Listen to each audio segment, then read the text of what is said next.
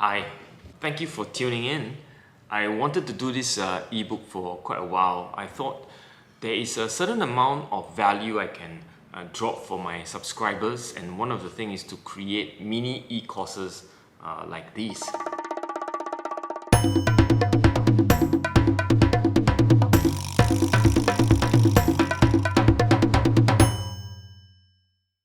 This ebook and course is going to be about observation, and I believe observation is this fundamental skills that all urban sketchers need to pick up. It's about observing the world, obviously, so the skills to observe and what specifically do you observe is very, very important.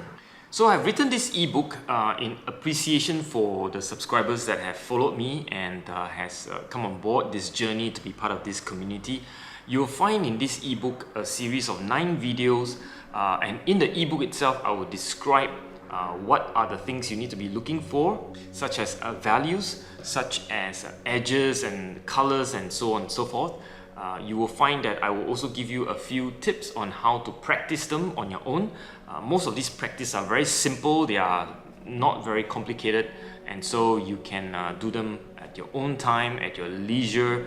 I would suggest that you actually practice them by looking at the video and then you go out and observe the world with that sort of little upgrade or theory in your head, and then you can look at the world slightly differently with the new lens you've acquired. So I've curated 9 of these videos from a series of videos I've done in the last 1.5 years. I start off by talking about values, and I think this is the most important observation that a sketcher would need to learn to think in terms of values. Not so much colors, actually colors are not as important as values. And so I start with that, and after you have practiced that sketches and doodling for a little while, you can move on to something called the negative shapes. Most of the time you look at something in a positive sense. You look at the trees, you don't look at the empty tree or the outside of the tree.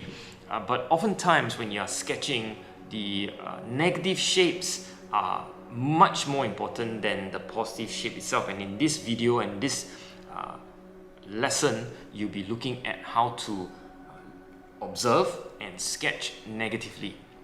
And then we will move on to point of views. I have this very interesting sketch that I really like by somebody who holds a cup, and then you're looking at from a point of view, almost like a first-person shooter's point of view if you're a gamer. And so, learn to look at the world from a different perspective, unique perspective that is yours, and when you sketch, you sort of put that perspective into your sketches. And then we move on to an understanding or a better understanding of where the horizon line is. Having clarity on horizon line means that you have a better chance of making your sketch more realistic, or at least when your audience are looking at it, they kind of have a sense of reality to it, because horizon line is what anchors your figures, your objects into how the world seems to your audience.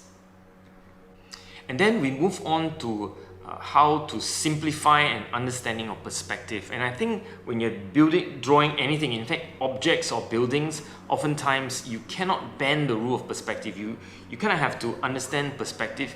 If you so choose to bend the rule and break the rules, which is always possible, you should at least understand perspective first before you do that. So this lesson will help you achieve that by looking at some of the exercises you can do and understanding vanishing point, single point perspective, as well as 2 points perspective.